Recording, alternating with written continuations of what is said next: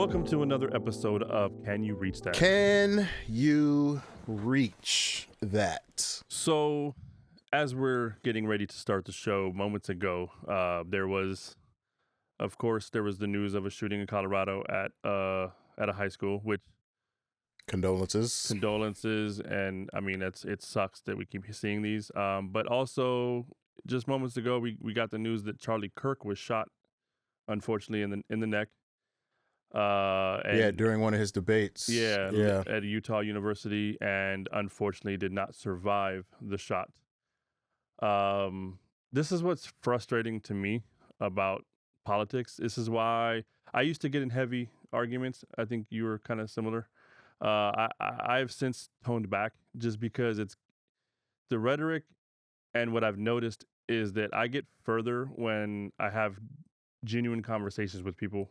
Right. Where you can have acceptance on either side and or compromises. Right. The way it should be, right? The way any debate, the way any conversation or anything should be. Yeah. So I've toned back, especially on social media. I've toned back the social media political watching, the commenting, the debating, just because it's just not worth the energy. That said, what happened is like just not acceptable, dude. Like, yeah, people being shot down in the streets like that. It really shouldn't be happening. The fact that we're here now, is really telling for what potentially is to come. But what sucks about it is that like I'm sitting here, it just happened, and I'm sitting here just like you said, like kind of like shook, like wow, like I can't believe, in front of a crowd of people, and etc. Like it's just. And you don't have to agree with somebody's political views. You don't have to. That's the beauty of America and how America was built. You don't have to agree. You can have disagreements. You can agree to disagree. That's the beauty of it. But when it comes to that point where it's my way or no way, or you're just that hard up that you feel the need to enact violence and or kill somebody, it's too far. Yeah, it's a problem. And I mean, it's a lot harder to have reasonable debates or even conversations with people when the conversation isn't based in fact. It's the frustrating, and I don't know if you've encountered this. The other frustrating thing is when you do have a debate with somebody, especially on social media, and you bring the facts, and there's no denying whatever item you brought, it turns into personal attack. Yeah, and that's where I start, and that's why I'm just like, it's like I'm over the personal attacking, and it's too much of it, and this is unfortunately what it gets at. Yeah, that's where I get lost. So the one I'll throw this out there that was very admirable of Charlie Kirk, and again, condolences to his wife and kids. Nobody, I mean, it sucks that his kids. Yeah. Now have no father, and no. I mean, even worse off, the fact that it was literally caught from multiple angles because it happened not just on the mainstream. There's so many personal recordings of it. So the fact that they're eventually gonna see if they haven't already come across it, and that's what I'm saying. It's so tragic. Sad. But the one thing that I'll give a lot of credit to Charlie Kirk for is he was. I'm not going to necessarily say he was the first, but he was probably one of the biggest and one of the most popular people to entice young people to debate, right? Not to enact violence, but to debate, to sit down. Let's and I liked the forum that he sort of built, where he would go to college campuses, he'd set up shop, and he would like invite people. Hey, let's go. I'll give you however much time. Let's talk about this, and then move on to the next person, etc. You can agree or disagree with his view. You can agree or disagree with whoever was on the rebuttal side of whatever he was saying at any given time. But that's the beauty of it. It's a conversation. You say your piece, he says his. You try to kind of convince each other which one's correct. Yeah. You shake hands and you keep move about your moving. day. And that's the way it should be. So I will say that that was one thing that he pioneered, and he was great at doing that. He was great at getting the conversation started. Yeah, I'll give him that. But it's hard to have that conversation when both people are so withholding to what they feel and what they believe. It's almost pointless to have the conversation. Yeah, you have to. We have to get back to a time where when you have that difference of opinions, you figure out where's the middle ground, where can we come to a resolution, right? As opposed to just like forcing your view on somebody else or them forcing their view on you. Yeah, let's figure out how we can make our views kind of like maybe we create a window and it opens both ways. Yeah, you know what I'm saying? Like let's look at it both sides, but no, I mean, any decent argument, you should be able to have at least one thing that you can agree with that the other side is saying. And I agree. But I do think something that will come out of this is there potentially will be more talk about gun control in the country now. That's something that could happen. I mean, I agree with the Second Amendment, right? I'm not anti-Second Amendment, but similar to having a driver's license, similar to the age of voting, similar to the age of drinking, similar to the age of a lot of things, there's rules, there's regulations, there's restrictions. Processes. Yeah. So that's all we need. We just need a better process. A common sense process. Yes. Like anybody of sound state and mind should be legally allowed to own a firearm to protect themselves and their family. But, if you have any type of mental instability, anything like that, it makes sense. There's just so much gun violence going on in the world today. It's unnecessarily at that too. Yeah. But, rest in peace to Charlie Kirk. With that, rest in peace and condolences to his family. Prayers to his family. And, again, like just let's keep having the conversation. Let's not enact violence. Conversation is where it's at. That's the way democracy was built. That's the way our republic was built. It's conversation and compromise, acceptance. It's all those things together. You have to have it all. So with that, we'll get back to where I know we normally avoid a lot of politics because I know our fan base try to keep it light, try to keep it give a little escapism, if you will, because that was the goal of the show, was like fun nostalgia and escapism. There's enough political commentary, both professional and amateur, out there already. Yeah, as much as I would like to jump on the bandwagon, so this is a nice escape for me too. Exactly. So with that, let's start the show and let's start talking about some movies and stuff. Let's start the show. Ooh, Dave Chappelle reference. Dave Chappelle. Love that show. Cool. Let's run the music then. Can you reach that? You see that? Let's talk about it. Be that. Believe that. Let the people know that we see that and what they want to know. Can you reach that? Can you reach that? And now your host, Tango and Coop. Can you reach that? Can you reach that? Can you reach that? All right, so I figured we'd kick off the show with a throwback to last week's show.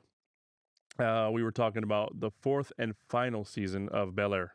Yes, can't wait for that to happen. So I've made the commitment. I'm going to watch season 3. You haven't watched it yet? Yeah, like I said last week, I watched season 1 and 2, but I need to watch season 3. So I made the commitment. I'm gonna do that before, so I can make sure I watch the whole thing in line. But on that note, today is September 10th. 2025. Stamp it. Is that a stamp sound? It's my stamp sound. September 10th, 1990, which is 35 years ago today. Right. On NBC television. Boom, boom, boom. The Fresh Prince of Bel-Air debuted. Episode 1. I mean, first off, that's crazy that it's been 35 years. Right. I didn't think it was that far back. Second off, I did not remember it starting that early. I thought it was more like mid to late 90s. Yeah. Or maybe. But maybe that's just because when I started watching, maybe? I don't know. But it wasn't syndicate, so they did have a lot of reruns going on. Right. So maybe that's why I remember. Because I feel like I remember in high school. If they started in the 90s. Well, I remember coming home from school. And it was on I think at 4 or 5 o'clock or something like that. Yeah. So so it had to be in syndication. Yeah. At that point, which is dope, Right. But yeah, for it to start in the 90s, that's pretty crazy. It's nuts. But I was like, wow, that's crazy that this is when it started, and now the dramatization iteration of it is now ending. Yeah. So. Which basically we can say that started roughly 5-ish years ago. Right. Yeah, so 30 years after the original, they came out with the dramatic reprise. Right. So that's pretty cool. Pretty interesting. Yeah, interesting fact. So figured so do you have any favorite Fresh Prince episodes? Is there any that stand out? I have a few. I mean, I feel like it's a good all show. It's a solid show. It was a solid show all around. I feel like it's the typical mainstream episodes that everybody knows and loves. One of the ones that's coming to mind right now is when Will Smith did the television commercial for his uncle. Right. When they put it on the TV and everybody's sitting down. Right. And he's like, Philip Banks. Yeah, I thought that episode was pretty cool. You know what always comes to mind, and I remember at the end of the episode they did the blooper of it. But when Carlton throws the fit and he's like sliding around on the floor, and he goes all the way out the set, comes through all the the different side, sets, that was hilarious, dude. Yeah, the one where he thought they killed Lisa, or I don't remember if they had Lisa in the cabin or something. Yeah, because Will came back. Right. Will came back, made him think that Lisa, whatever, something happened to Lisa, and then he was like, "What?" Yeah. That was funny. That one was hilarious. So I thought that one was great. There were so many, and and this is a general statement, but all the zingers from Jeffrey. Yeah, Jeffrey always had the right comedic timing. Yeah, the timing was great. What a great actor, anyways. But he played a definite significant role in that show. His comedic timing, he was the Alice of the Fresh Prince. Yeah, I between that comedic timing and then I remember the other thing that I used to just laugh at, because we all did this where we'd sit around and we'd say like the most corniest, weirdest pickup lines for girls. And that was like every episode Will was trying to get at some girl and just saying the most off the wall pickup line. Right. So that was one thing that was always hilarious to me. Your legs must be tired because you've been running through my mind all day. That and think about all the guest stars that were Tyra Banks. Oh yeah, Tyra Banks, Vivica Fox. Like there were so many people on that show. Yeah, there were so many people on that show. I mean, they put a lot of people on, and it was dope. It was dope to see. Even Queen Latifah was on there. Queen Latifah was on there. Yeah, not that the show put her on. She was already big at that point. She was Queen Latifah. So, but I mean, just the collabing that they did and the people that they did bring in. Yeah, like it was dope to see Oprah shows do stuff like that back in the day. They went on Oprah. They had, of course, I can't remember his name down. George Jefferson. Oh yeah. I'm having a brain fart on the Why can't I think of his name? Now. But he was on. Yeah, he was on there. He was on there. Like they had so many. Sherman Hemsley. Yeah. Hamster wheel was spinning, boy. Getting old. But yeah, they had so many guest stars on that show. Yeah. Like it's great to see when they could do, and similar to what Cosby Show, because Cosby Show did the same type of thing. Well, we talked about Martin a lot, but Cole. Yeah, Cole was on there. He was Cockroach. Yeah. So Yeah, man, it's dope. It's dope. But what about you? What's some another episode that you? I mean, I could go with the one where Carlton got on speed. Oh man, that one was great. And he tried to pick up Ashley. That's your sister, man. Yeah, that was hilarious. And then having watched Bel Air, they use that as one of the storylines too. Right. So yeah, it's pretty dope how they made it work from the comedic aspect to the dramatic aspect, but you can still see the connection between the two episodes. 100%. Yeah. 100%. Yeah. So they did a dope job with that. And the show was good because a few seasons in, they switched a main character with somebody who looked nothing like the original main character. I want to say it was just the first season they had the old Aunt Viv. Yeah. I think it was more than one. I think there was like 2 or 3, and then they switched. But the fact that they switched and it was like no one cared. Speaking of Aunt Viv, old Aunt Viv, favorite episode was her doing the dance class. Yeah, I was about to say the dance. Yeah, she had that little. And she got out in the hallway and she was exhausted. She just plopped down. Yeah, no, 100%. Yeah, and that's dope too, because even as short as her run was, like she still had memorable episodes too. She was great. She was great. Before they brought in the light skinned heifer. Yeah, and I say that with all due respect. I say that jokingly. She and she came in and it was weird because you went from like the stern, like that real strict stern Aunt Viv to like more of a laid back motherly. Yeah. Not that the other one wasn't motherly, but she was more of that like motherly. Yeah, she was more active. Reasonable. Yeah. Old Aunt Viv. But I mean, going back to what their history was when they were growing up, Phil and Aunt Viv were like super active. They were super political. They were doing protests, the episodes where what did his mom used to call him? Zeke, where Zeke's mom would come in, and tell all the stories and stuff. And I remember Will bust out the boombox, and they grooving around to the boombox. Yeah, And he's like, Uncle Phil comes in like, you can't be doing this at your age. And she's like, get off me. You got served. Man. No, I'm just, but yeah, no, I mean, great. This is a great show all around. And you know, the crazy part is all those are memories, and I have not watched that show probably since high school. Years. And watching them, it's like watching them again. Like, I know everything that's going to happen, even though I won't remember everything that's going to happen. But it's like, as I'm watching it, it's like, I know what's going to happen. Yeah, exactly. Yeah, it's so dope. So, and in other TV nostalgia news, were you a Knight Rider fan? I mean, when I was watching Knight Rider as a kid, it was already like, well into reruns. Yeah, it was well into the show. There was no, it was an old show. Michael Knight, but David Hasselhoff, Kit. I watched what it kind as of car kid. was that? Was that a Trans Am? Camaro? Trans Am? I don't remember. But I remember that little red light, man. I wanted that. I wanted that on every car. Effect later.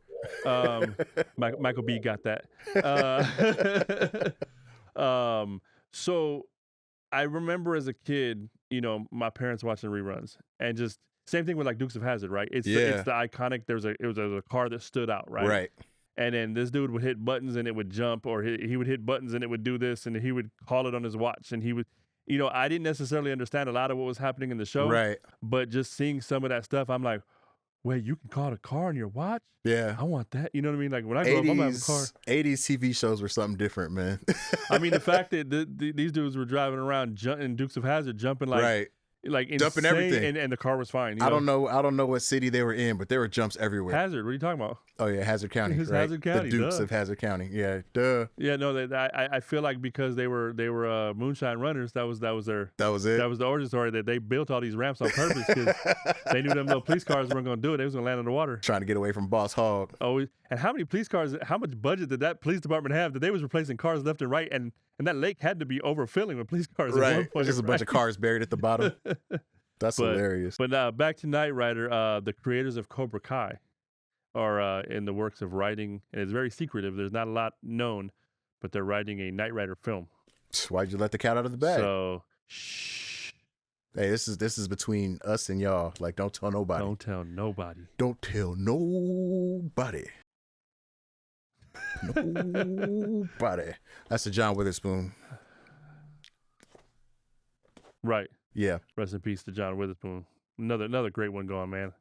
I wish he was going to be here for the new Friday movie. That'll be dope. See, we just all over the place with this. Maybe they can AI him or hologram him into it or something. Right, something. A phone call from. I feel like there's got to be some old footage that they still have that wasn't used in the other films that they may could be put able into to use it, cut it and use it, So I mean, they brought Paul Walker back for a little bit. His brother. So it was his brother though. They could bring his son. He does a great John Witherspoon voice. His son does. His voice is. I mean, he grew up with the voice, right? But no, his son is, in his own right, a very funny comedian. Like his stand-up work is fantastic. Yeah. But he does do a great version of his dad. Version. Yeah. That's crazy. But back to Knight Rider. We're all over the place. What were we talking about?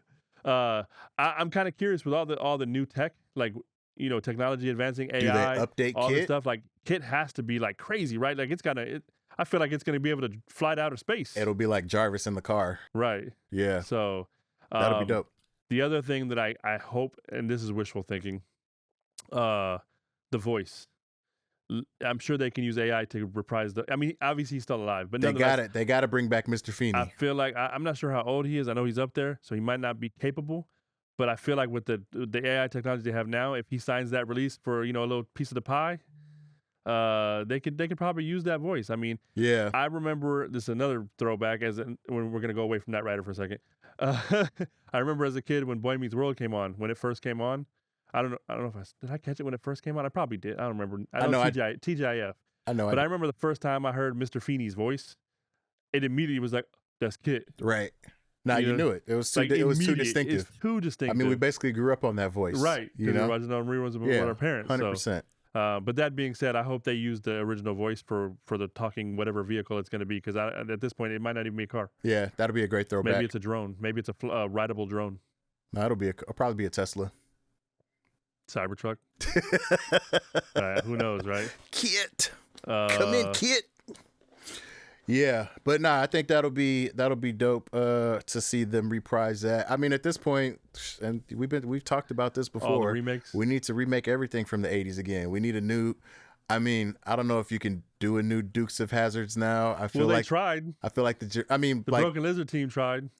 That's true, but the General Lee kind of is in a weird space right now. Right. 80s, everybody loved the General Lee. Now it's like, maybe we can repaint the roof and change the name of the car. What would it be though? I don't know.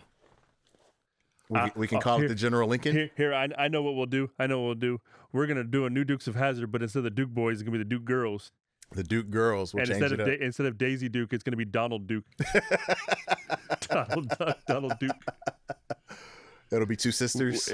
Donald Duke is a dude, and he wears little shorts as well. And you're gonna have the Duke sisters, and they're gonna be the main. They're gonna be the ones running. We're flipping it up. We're going Ghostbusters with it. Hey, there we go. Dukes of Hazzard 2025. So, it's their daughters. That's what it'll be. Ooh, there we go. Their daughters. The second generation. Right. They're still running generation of runners. Yeah.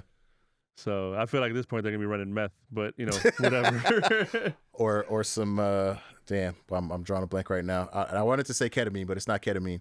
It's the other one. Fentanyl. Yeah, Thank you. Yeah. Thank you. Yeah, that was weird. But yeah, that'll be dope to see. Yeah, Knight Rider. I mean, Cobra Kai was great. So I feel like there's some talent. That's they did a good job. But Cobra Kai had me in a chokehold, man. I was skeptical. When it started, I was skeptical. I'm like, really? Do we need this? And then I watched the first episode. I'm like, oh, this is actually dope. It was pretty dope. It was super dope. Again, the nostalgia, the throwback, but also the time that it was set in. Right. They're all older, and then the reintroduction of it. It's like, man, I didn't realize karate was so popular up north. Right. So, but I think with the talented writers or the talented creators of that show writing a Knight Rider, seeing what they did with the Karate Kid doing that, I feel like we're okay. We should have confidence. We should be in good hands. So I think that's gonna be pretty dope. We'll keep it movies today. I think we got a lot of movie talk. John Wick 5, Keanu Reeves says he's down and he's on board, and let's make it happen. Wick 5 on the heels of the ballerina. So, and because of the ballerina, they're saying because of the poor box office that they're going to wrap this series up. This is going to be the final chapter of John Wick. Right. Did you watch it, Ballerina? I did not watch Ballerina. I've watched all the John Wicks. It's on my playlist. It is on my playlist, but because of all the reviews, and again, we talked about the bad reviews, which means you got to see it. It wasn't bad enough, though. But I have to. It wasn't War of the Worlds bad. It has to be at a moment where I don't know what to watch. There's nothing else on, and then I throw it on. If there's other stuff that's better, I'm not going to go to it. So we got to be completely down to the all right. I guess I'll watch it. Can I watch this in 2x? Right. So. It's on the list, but they are saying that this will be the final chapter. There's it's rumors. The final countdown. Sorry. All right, so there's rumors behind John Wick because of them saying that it's final. A lot of chatter from fans, so there's nothing confirmed. This is just fan chatter. Right. That they're saying that this is probably going to be the one where John Wick ends in his death. That's how it's the final chapter. That's how they end it. It's gonna be a heroic death, but it's gonna be a death. Like he'll be riding off into the sunset. So we'll see. I mean, we'll see. John Wick. We wouldn't have gotten to chapter 5 if dude didn't take the car and mess with the dog. Right. So wouldn't have anything. If he left the dog alone, homeboy would still just been chilling in his house. Right. Right. Not part of the biz anymore. You poke the bear. So. But yeah, I'm kind of excited for it. John Wick is one of those, I don't like using this term sometimes, but for lack of better terms, it's one of those like campy action movies that is like very over the top choreographed, but it's also like impressive. The choreography, it's very impressive. No, I feel like, and this could be a bit of a reach. Can you reach? This could be a bit of a reach, but I feel like Keanu Reeves is kind of stepping into a Steven Seagal era, just with guns, Right. Like Steven Seagal was just. But see, that's the thing though, is although John Wick uses guns a lot, he also does a lot of jumping around and martial arts and all kinds of, Yeah. So, but that's the other thing too, is like, even Keanu Reeves said, like, he knows, he's not as young as he once was. So, he's worried about that. But between stuntmen, CGI, I think he'll be all right. I mean, I was gonna say Tom Hanks. It's not Tom Hanks. Tom Cruise Still out here doing his own stunts. This is true. Which is crazy. This is true. Yeah, so. But I guess when you're little like that, your bones aren't as fragile. How tall is Tom Cruise? I know he's short, but I mean everybody's short to us, so. I'm average height for tall people. Right. Make it make sense. No, but isn't he like 5'5" or 5'6"? Something like that. 5'7" at best. Interesting. Do we want to verify real quick instead of just? Let's. I have an idea. Let's. Since we're recording, let's just go in and let's ask the old chat GPT. How tall is Tom Cruise? Tom Cruise is about 5 feet 7 inches tall, which is roughly 170 centimeters. So he's 5'7". So I'm gonna still say that he's probably 5'5" because they always add a couple of inches to the bio. So that's grabbing his bio. Yeah, we just round up. So that's without the lifts. He's 5'5" and a quarter. So we could just say he's 5'6". 5'7", yeah. And if we're gonna say he's 5'6", we might as well say he's 5'7". So. Yeah. But no, I mean, first off, I love. Sorry, I triggered myself when I said first off. First off, I love Tom Cruise. Oh, I thought you were gonna go on with the Tupac lyrics, but no, Tom Cruise. I mean, it was assumed that we did it. No, I love Tom Cruise as an actor. I don't take him seriously as an actor, but I do enjoy him as an actor. Yeah. Because he's got that California surfer vibe. If we go back to Speed, if you go back to Matrix, if you go back to Point Break. Yeah. Did I say Tom Cruise? Am I talking about Tom Cruise? Tom Cruise. Now I'm confusing myself. Because you're saying a lot of other Keanu Reeves. Yeah, you were. I'm mentioning Keanu Reeves movies, but I'm saying Tom Cruise. Tom Cruise. That's why I was like, you mean like. Tom Cruise wasn't in Speed. Yeah. That's why I was like, as you said, because you said Top Gun, and I'm like, wait, Keanu Reeves wasn't in Top Gun. Yeah, was Top Keanu Gun, Reeves Risky in Top Business, Cocktails. Right. I'm in the wrong. Show me the money. I'm in the wrong genre. Oh man, that was a great movie. Yeah, that was great. Jerry Maguire. And speaking of roles that I don't take serious, but I want it to happen is, and I think we mentioned it before, but they're talking about doing a spinoff of his character from Tropic Thunder. I'm forgetting his character's name. The CEO. Yeah. They're talking about a spin-off movie with him, and Tom Cruise actually said he's down for it. If the script is right, he's with it. That'd be dope to see. So, I wonder if we would get cameos from the original cast. Ben Stiller. Who else was in that? Robert Downey. Jack Black. Yeah. Yeah. Brain is on molasses today. I'm just leading you. Like when you started naming all the Keanu movies, I'm sitting there, I'm listening. I'm like, But you mean like Top Gun, right? Yeah, man. I think this is going to be our last episode that we do. I'll get another co-host. Just like that, huh? Just like that. Well, it won't be just like that. I got to find somebody tall enough to fit. You got to be this tall to co-host the show. Yeah, we're like these chicks out here. You got to be 6'3" and up. Exactly. Well, 6'3" is short. But no, yeah, I think Tom Cruise. You're right. I think Tom Cruise and Keanu Reeves have that in common to a certain degree. They're kind of, both action stars. I mean, it's cool to see. We've been around for a while. We've seen them for a while. It's cool to see them as action stars in their young age. Right.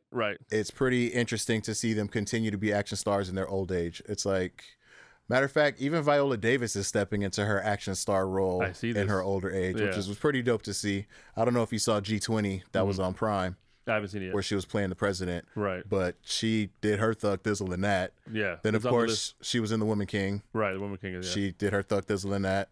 So when I think action heroes when we were growing up, like obviously you've got the Arnolds, who's since not really. I mean, they did the Expendables and things like that, but he's kind of he's kind of like stepped out of that light. Yeah. But one that really saddens me, to be honest with you, is Bruce Willis. Just for his health purposes. Yeah. It sucks hearing all these stories about how he's not recognizing people anymore. He doesn't communicate well.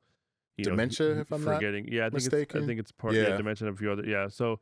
It's really sad, man, because Bruce Willis made some bangers. He made some classic films, and obviously Die Hards, right? But he did a lot of other stuff, and it sucks that when you watch somebody who's a public figure go through stuff like that. Yeah. So it sucks. But that was one of those action stars that during our upbringing it was always like Stallone, Schwarzenegger, Willis. Right. It was like those were the three like Van Damme. You know, those are like the ones that were like everywhere. Yeah, that was our generation. Before that, we had Bronson, Dirty Harry's, the Clint Eastwoods. Make my day. Yeah. Yeah. So, but yeah, that was Grandpa's. And I feel like we're even coming to sort of the end of the era of The Rock being an action star, because he's done a lot of all those, you know, those crazy action films. Yeah. And you know, we watched him. He came in kind of after a lot of those stars that we grew up with. He kind of came in after, but he's to that point now where it's like he's even said he wants to start taking some more serious roles and start like, you know, venture away from doing things that he likes versus what he thinks others would like. Yeah, his typecast, because he always plays the musclehead, the meathead, the jock, whatever you want to call it. What was it? I'm brain farting was it the Informant? What was the one with him and Kevin Hart where he was the undercover CIA agent that got bullied in high school? Central Intelligence. That one was hilarious. I love that one. That was hilarious. That one was dope to see. Him and Jumanji. You know, of course he still played the meathead, but he played you could see him kind of stretching his actorial range. So yeah, playing the nerd, and you know, and seeing him and other stuff. You know, like did you Tooth Fairy, or was it? Yeah, he was Tooth Fairy. The Disney movie that he did. But what was the one? Was it the Gridiron Gang? Is that what it was? Gridiron Gang. Where he was with him and Exhibit. Yeah. So that was one of the first movies where I saw that he could kind of take that serious role, because he was in a position of needing, you know, that role needed to be a role model. Right. He needed to teach. He needed to get kids' mindsets changed. So I thought he did a pretty good job in that. I mean, I thought between him and Exhibit, like, it was kind of an odd pairing. They played well off of each other, though. On paper, but then when you watch the movie, it was a good movie. They played well off of each other. So yeah, I thought it was cool. You know, I've always enjoyed the roles that he did, good, bad, or indifferent. You know, Scorpion King, which I believe is the one that put him on the map. I didn't dig the Scorpion King. I liked it for what it was, but you know, I'm kind of a Brendan Fraser fan. Loved him in Bedazzled. I mean, it was just hilarious to me, all the different characters that he got into. Right. Shout out to him and Elizabeth Hurley. She played a great double. When I think Brendan Fraser, I mean, Encino Man. What was that movie Crash? He was in Crash, right? Was it Crash? No, it wasn't Crash. It was I'm thinking of the drama. It's a drama that he was in. It was pretty good. I'm forgetting the name of it. It's not Crash. But anyways, can't remember. But between that movie that shall not be named apparently, and Encino Man, like those wide range. Those were the ones that like stand out, because I mean, this dude is just like grunting the whole movie, most of the movie. You know what I mean? Yeah. So you know. Yeah. No, I've always liked him as an actor.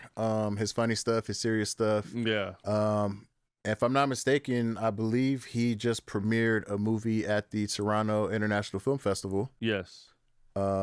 I don't know anything about the movie, but you know, the fact that he's still out here doing stuff. The fact that all of our people are still out here doing stuff is pretty cool. The Rental Family.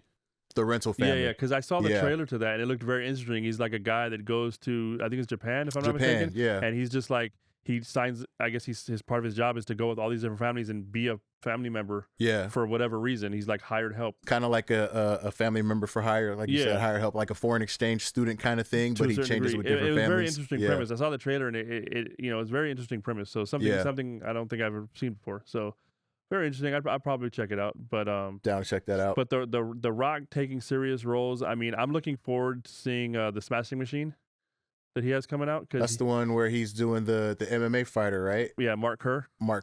Yeah. So which also it's a biopic. It's a biopic. It's a biopic. So I think that's dope. But he because Rock is big. I mean, so you're like, oh, okay, yeah, he can play an MMA fighter, but he actually had to drop about 30 pounds to even to play that role. Yeah. So and I thought that was interesting that he took that serious enough to do that. Yeah. And it looks at the trailer. I saw the little teaser, and you know, I'm yeah. Well, I mean, there's talks of it being an Oscar-worthy performance in the show, and I hear that the storyline, because it's based on a true story, it's the biopic of Mark Kerr.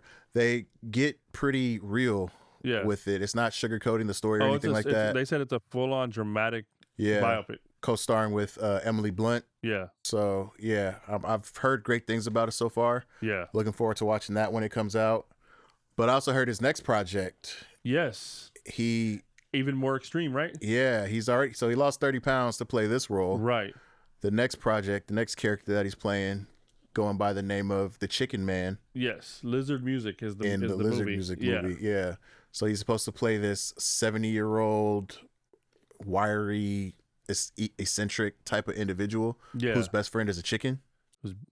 He's the Chicken Man. He's the Chicken Man. Yeah, it's like this boy sees some lizards playing music on TV, and so there's like this whole adventure that he goes on, I guess, to get to the lizards. Yeah. And he goes with the Chicken Man, and the Chicken Man's friend, I believe. I think Claudia is the Chicken Man's friend. Right. And The Rock plays, like you said, a whimsical 70-year-old man that he's dropped even more pounds. Yeah, he's gonna have to drop a lot of weight for that role. So the premise seems kind of weird. It seems like a very bizarre film. And I saw he was quoted saying, "I'm so excited to get a chance to hopefully transform again, like I was able to in Smashing Machine," and it means him eating less chicken, which is ironic because he's playing the Chicken Man. Chicken Man. Yeah. So I'm about to say Chicken King, but whatever. Chicken Man. He's the Chicken King. That'll be the next one. Yeah, but and then we can bring Brendan Fraser back, and then they could have a Mummy Chicken King collab. Well, what he should just pay the Whale Man, right? Oh, there we go. If you're gonna go animals, but no, I kudos to Rock. You know, I mean, he's gotten to the stage where he's done a lot of films. He's long been made a name for himself, right? Household name. But the fact that he's decided at this stage to, I'm going to take ownership of my career, and I'm going to start picking things that I really want to do versus just random opportunities that, the fans will love this. You know what I mean? He's gonna, and some of them are going to be dramatic. And I think that's cool. That's dope. The back of my head, I'm still hoping that, hey, every once in a while maybe he'll get a pitch that him and Kevin Hart are going to team up and do something crazy. Well, I do believe they're doing a Jumanji 4. I did see that. Yeah. So, but even just a tandem movie like they did with Intelligence. Central Intelligence. Yeah. They play off each other well. Really well. So they're great together. I'm hoping that we'll still get some whimsical Rock. I'm sure it'll come out. I'm definitely gonna check out Lizard Music when it comes out. It seems very bizarre, but Smashing Machine. Yeah. The trailer looks really good, and the reviews are giving it. So that's definitely going on the list of must watches. Yeah, can't wait to see him in his dramatic reprise of this role. Looking forward to seeing him in his portrayal of the Chicken Man. Can't wait to see what else he comes up with. But I mean, once you've hit his level, it's beautiful. It's a beautiful thing. Once you've hit a pinnacle in your career where you can literally, he's entering into Snoop Dogg era is what I like to call it. Right, where you can just pick and choose. You can just start doing side quests. Yeah. You've done the main mission. You've gotten far enough along in the game where you can do side quests and it's not going to hit your career at all. Well, I say at all, but it's kind of allowed because it's like, all right, well, this is The Rock. He can try some stuff. Yeah. We know what he's capable of. I'm sure he gets, 100 scripts a year thrown at him, you know what I mean? Yeah. For action films and, like you said, being the brute, the meathead or whatever. So. And the fact that it's being so, at least by my definition, being so publicly talked about right now. Yeah. Because there's a lot of big name actors and actresses that you hear that do small, private, independent stuff that you never really hear anything about. Right. You just kind of stumble across it and you're like, or you hear about it later, way after the fact. Late. Yeah. So, but that, not just that, but like The Rock is always talked about, right? Whatever he does. Oh, he's doing a new Jumanji movie. Oh, he's doing this. Yeah. But it's always like, oh, he's teaming up with Kevin Hart. Da-da-da. Oh, he's teaming up with so-and-so. Oh, he's teaming. Vin Diesel. This time around, it's not he's teaming up with. It's he's starring in, and it's and there's Oscar, but there's it's a different tone to how they're talking about Rock right now. So I mean, when's the last time we heard The Rock and Oscar mentioned in the same sentence? Right. I don't think you have. And that's not a diss. I no, just don't not think at all. Have. Yeah. If anything, that's a diss to the Oscars. Right. Yeah. So because because Sean Hobbs, man, that's fucking. They should have got all the awards for that. He should have gotten an Oscar for his movie, The Game Plan. The Game Plan, right. What was the one? Now you got me digging in the crates. Yeah, I was about to say, do you have a favorite Rock film? I don't know if I can call it a favorite one, but yeah, one of the ones. Oh, I got an idea. At the same time, say one of your top Rock movies. Let's ready? Try that. Well, you ready? Yeah. Count of three. Ready? One, two, three. The Rundown. That's crazy. Because you know what? the reason that one always comes to my mind is because, again, like we talked about him playing off of Kevin Hart. Yeah. The way he played off with, and I'm sorry to typecast, the way he played off of Stifler, a.k.a. Sean William Scott. Yeah. Because Stifler's been Stifler. I don't know if he can get out from under that role, or he hasn't yet. For me, no, we'll get to that. But I think he has, and I can name a movie that I thoroughly enjoyed that he got out of that whole Stifler role. It's like Stifler's mom, like Jennifer Coolidge will always be Stifler's mom, of course. Yeah, I mean, a lot of the movies he was in, Sean William Scott, he did have that like frat boy party, right. Like I got a game plan and we're gonna do something weird, and So, but that's why I liked The Rundown, because you had him playing off the rocks, like I'm gonna beat your ass because I got to take you back for this, this bounty. Yeah, with Sean William Scott's actually keen smartness of the environment, but also borderline stupidity. Yeah. So it just played so well. Like and a little thunder, right? A little lightning. Yeah. I feel like it's a very underrated film. But I agree. It was a great film. Funny. Rosario Dawson played a great role in it. Yeah. Well, yeah. Rosario Dawson's always playing great roles. Yeah. She's underrated, or maybe she's not underrated, but. Yeah, I can't think of... She's under something. I can't think of a movie or a role that she's played that I didn't like her in, Even Men in Black. Loved her in Clerks 2. She was great in Clerks 2. She was great in Kids. That's way back in the day. Yeah. So the Sean William Scott, the movie The Goon. Did you ever see The Goon? He was the hockey player? I don't remember that one. Oh, go watch that one, because he's not Stifler in that movie. Not at all? No, he's not Stifler. He's just a brutal, just fighting machine. I mean, he's the dude on the hockey team that like they only put in just to fight. Just to fight, yeah. Great. I gotta check that one out. They did do a sequel. I didn't care for it, but the first one was, oh man, it was really good. I think another underrated film. Yeah. I think that was great, but The Goon was really good. Yeah, but no, I definitely enjoyed The Rundown. Oh, and how can we not mention Christopher Walken?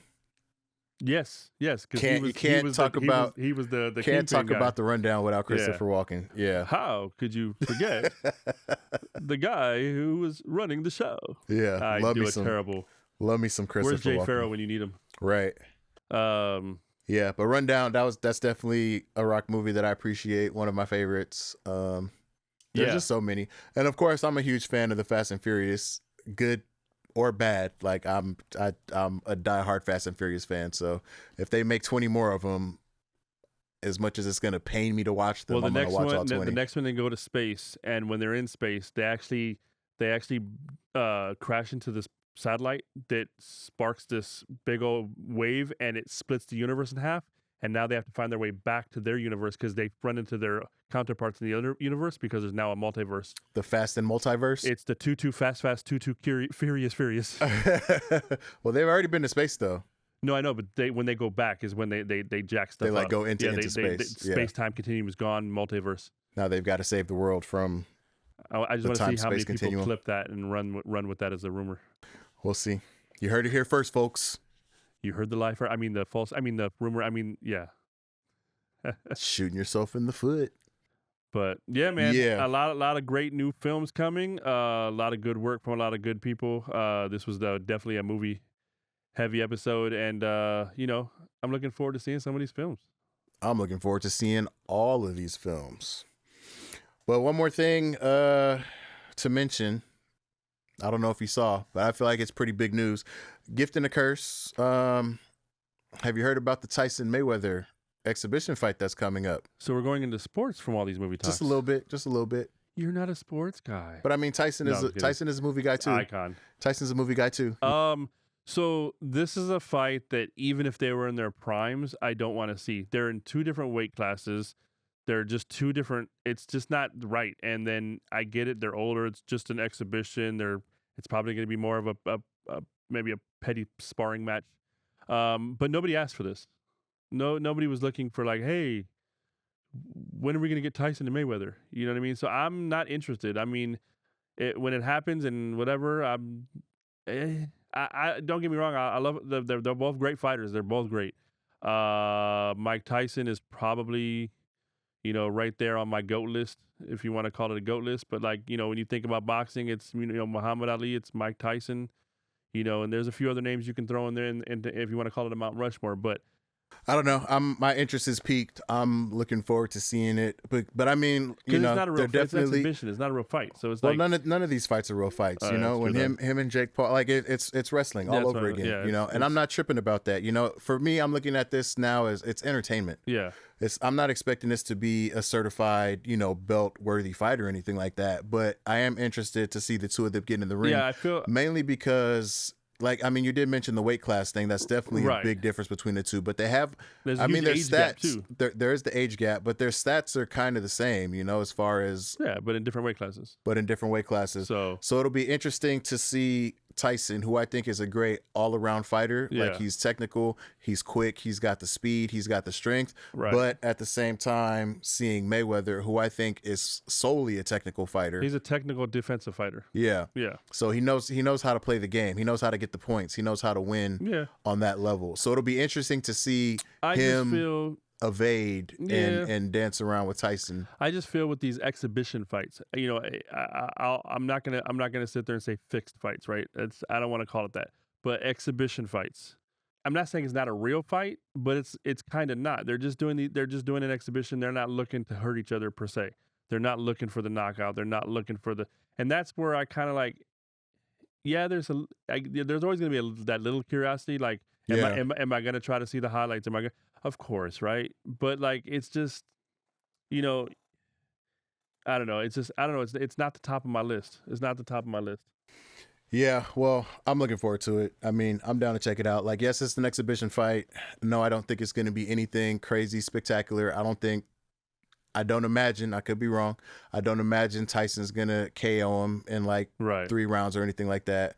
But I would like to see the two of them get together and we get to see where they both stand at this point in both of their careers, Right. But I mean, Mayweather was caught out here claiming that he's better than Ali. Right. And, I feel like Tyson might feel some kind of way about that. So it might get a little personal. Maybe he won't hold back as much as he did. By my definition, I have no evidence to prove this, but I felt like he held back a little when he fought Jake Paul. It seems like he was pulling punches the way he was, Right. I feel like he was biting his glove to keep from fucking letting it go. It had that appearance. I mean, like you said, don't know. The only people that know that is the two the of them. people that are in the fight. So I'm not saying it was or anything like that, but just to me as the non-sports guy, that's what it looked like. Mike Tyson, man, like I got the pleasure to meet him once. Scary dude? No, he was actually very cool, like very humble. He talked to us. Maybe like 15, 20 minutes. We were sitting there talking to him. It was at an event that we were at. It was the opening of the Grammy Museum in Hollywood. Oh, nice. And he attended, and I mean, he had some people with him, some bodyguards and whatnot, I guess you'd call them, but they were cool. Everybody was respectable. It was very cool, and he was very humble. I mean, we weren't over there like, I've never been an autograph chaser like that really per se. Right. So we weren't doing it.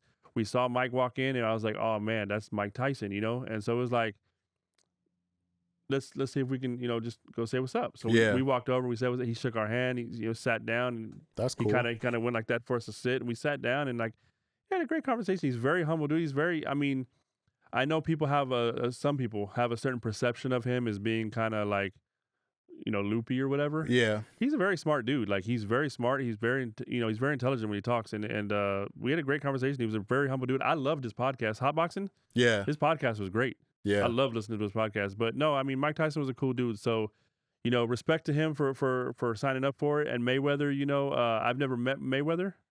I know one of his doctors, a friend of mine. I mean, for all I can tell, he seems like, cool dude, whatever. I mean, he's got his thing going. So it's cool, but they're just so different. Weight class, age, everything. Yeah. It doesn't seem like something that, a normal boxing match would have. Right. So I don't know. I mean, I'm probably gonna end up watching it, but it's like, as far as piquing my interest, it hasn't. Yeah. But I'll probably watch it. No, I'm down for it. I mean, again, for me, it's like wrestling. Like I do expect to see some engagement between the two, but wrestling is real. You ever see Ready to Rumble? I did. Yeah. That was hilarious. Yeah, I do expect to see some engagement between the two, but I don't think they're going to be going, balls to the wall. Yeah, no. Maybe a little bit, but not like the full fight. To be honest with you, I think regardless of any shit talk that's occurred, I truly believe both of them have admirable respect for each other. Yeah. And I don't think they're necessarily looking to hurt each other in this fight. It's an exhibition. They're going to go out there. They're going to throw some punches. Yeah. It makes some money while they're at it. Because if I'm not mistaken, it's $100 million deal. And punches hurt regardless, right? So, I mean, it's going to hurt. They're going to feel them. Yeah. But I just don't think, like you said, I don't think it's going to come to like you. I could be wrong, but I don't think it's going to come to like a blowout, knockout, or anything like that. Yeah. Unless some medical issue happens between them or something like that, where I don't know. Which I don't want to see that either. I want him to get through it. I want him to shake hands at the end and dap up that respect. So, yeah, be a good respectable fight. But yeah, well, I mean, we'll see. Like I said, I'll end up watching it, but it wasn't on my bingo card to ever see in my lifetime. Yeah, it should be dropping spring of 26. So we got a little bit of time before it pops off. But yeah, well, maybe we'll go to a spot, or we'll all link up and we'll just watch it all together. I'm down. So fight night, watch party, CYRT watch party. I'm with it. Maybe we'll live stream. Oh, sugar daddy. So should we live stream? Y'all want to join? Subscribe, comment, and like, and let's get to it. Let's reach that. So can you reach that? Can you reach that? Can you reach that? Can you reach that? Brought to you by Double One Entertainment in Coopersville. Hosted by Tango and Coop, and created and edited by Tim Greenlee and Brandon Adolphus. Music, sound design, and editing by Michael B. That's me. Visual art and graphic design by Jonathan Greenlee. Additional visual design by Timothy Greenlee.